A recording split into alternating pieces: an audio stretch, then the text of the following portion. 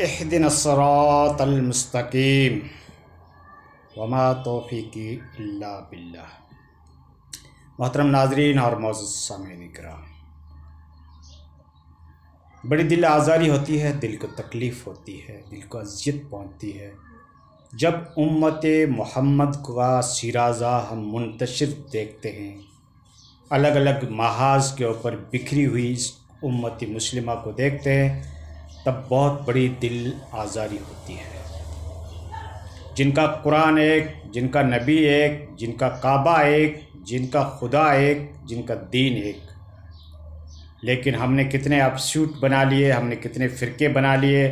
ہم نے کتنی جماعتیں بنا لی، ہم کتنے گروہ میں ڈیوائیڈ ہو گئے۔ تو یہ بہت بڑا ایک المیہ ہے۔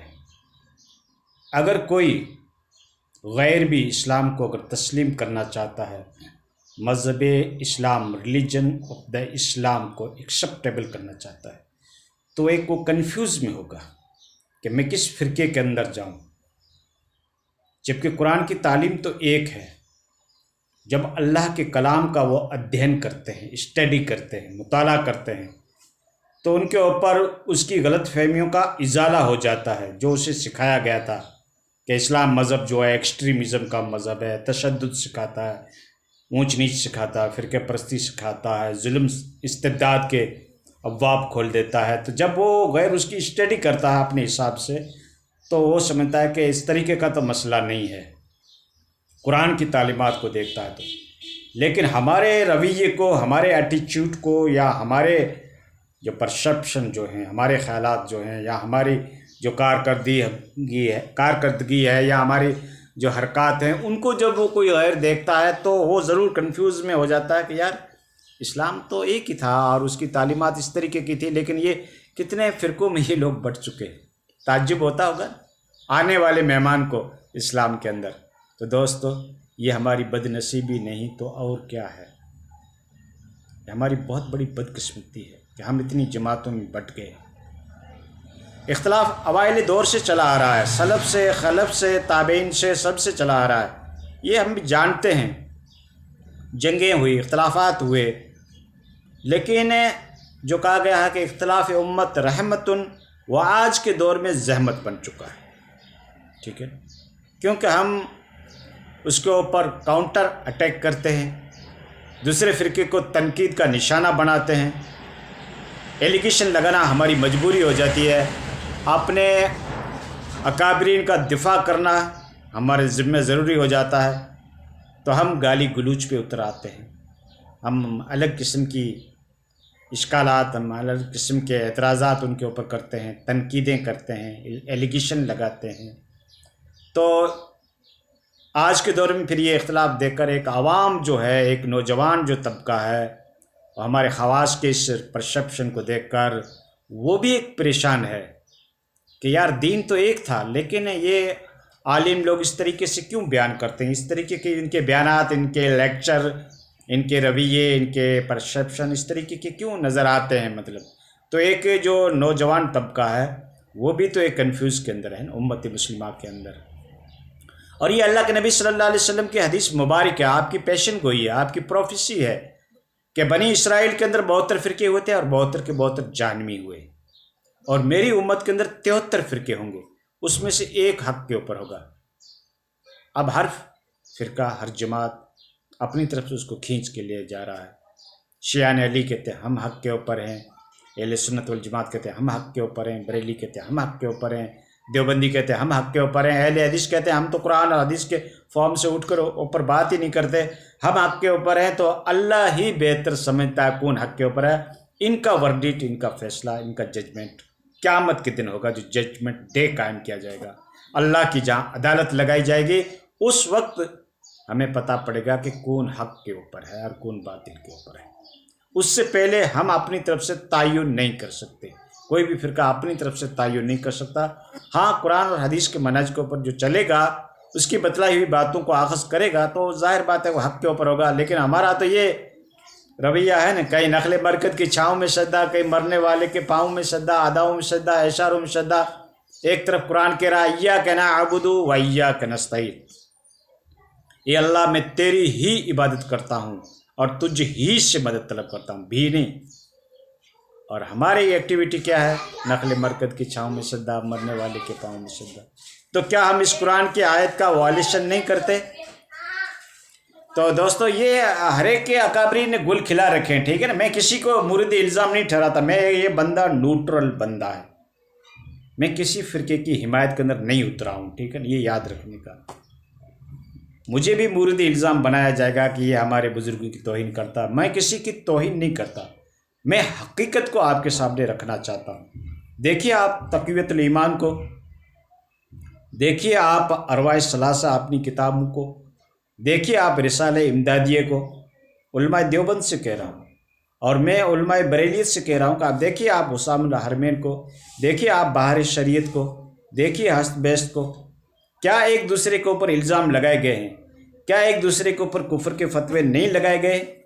کیا کہ اس کے اندر گستاخانہ عبارت موجود نہیں ہے؟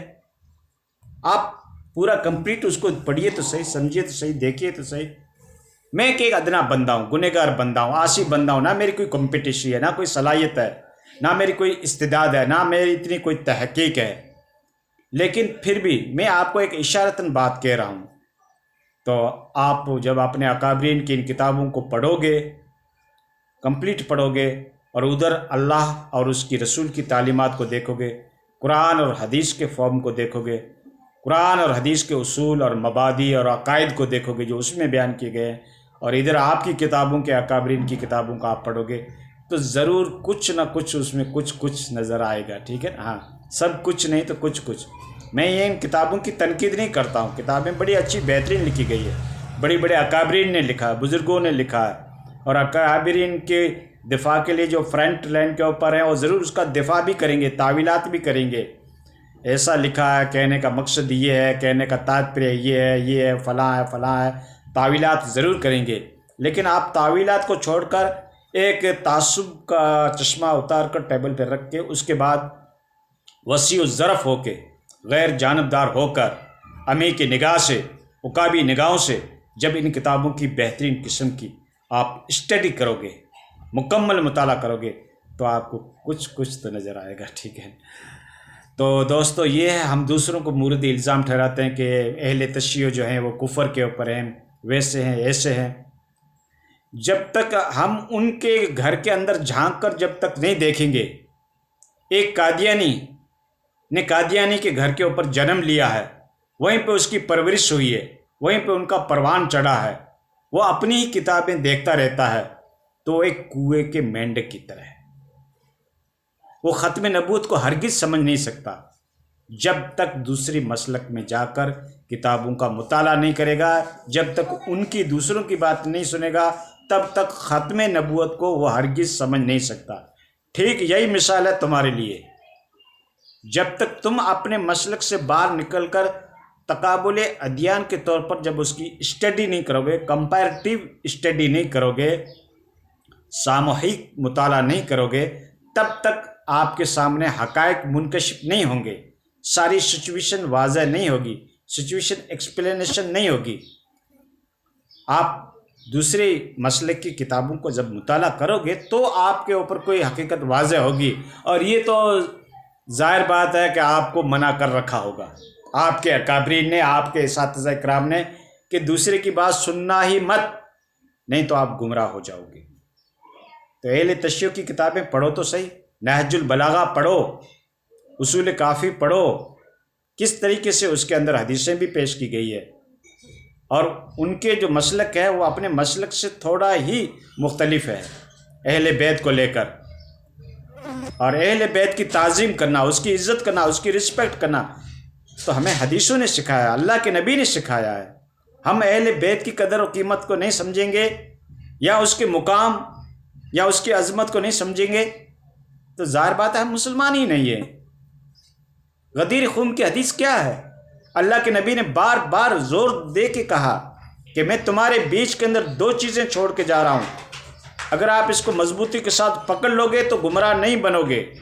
وہ دو کتابیں، وہ دو چیزیں کیا ہے؟ ایک اللہ کی کتاب، یا اللہ کی رسی ہے، اللہ کے نبی نے کہا اس کو مضبوطی کے ساتھ پکڑ کے رکھنا، اور دوسرا میرا اہل بیت،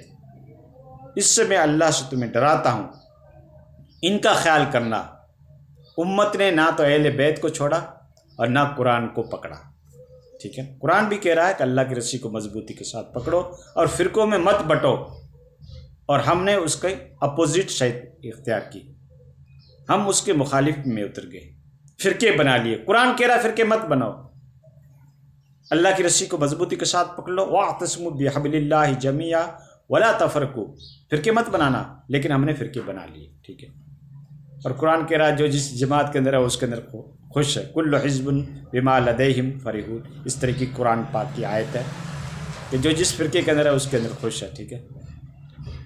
تو دوستو یہ ہمارا ایٹیچیوڈ ہے، یہ ہمارا پرسیپشن ہے، یہ ہمارے خیالات ہیں، یہ ہمارے نظریات ہیں، اور ہم دیکھ رہے ہیں، اس کا آبزرویشن کر رہے ہیں، آپ بھی کر رہے ہیں، ہم بھی کر رہے ہیں۔ عوام ایک کنفیوز کے اندر ہے کہ میں کس عالم کی بات کو تسلیم کروں اور کس کی بات کو اوپر عمل پیرا رہوں۔ تو اللہ را آپ کے اندر یہ جاگرتی ہونی چاہیے، آپ کے اندر یہ ایک مومنٹ ہونی چاہیے، آپ کے اندر یہ ایک فکر ہونی چاہیے کہ اتحاد امت کس طریقے سے پیدا ہو، ایک پلیٹ فارم محمدی پہ کس طریقے سے امت مسلمہ کو لے کے آئیں۔ ذرہ برابر بھی آپ کے رائی کے دانے کے برابر بھی آپ کے دل کے اندر امت مسلم کا فکر ہے، اس سے لگاؤ ہے، تو ضرور آپ سوچنے کے اوپر مجبور ہو جاؤ گے کہ ہاں یار، امت مسلمہ تو اس وقت اغیار سے اتنی پریشان نہیں جتنی اپنے والوں نے اس کو بکھیر رکھا ہے، اپنے والوں نے اس کو پریشان کر رکھا ہے۔ مجھے غیروں سے شکوہ نہیں، اپنوں سے شکایت ہے، ٹھیک ہے۔ غیروں میں اتنا کہاں دم تھا، میری کشتی وہاں ڈوبی جہاں پانی کم تھا۔ تو دوستو یہ ہم لوگوں نے اس طریقے کی دکانیں بنا لی، اس طریقے کی فرقے کھڑے کر دیے کہ امت مسلم ایک پریشان کن حالات سے چل رہی ہے، اور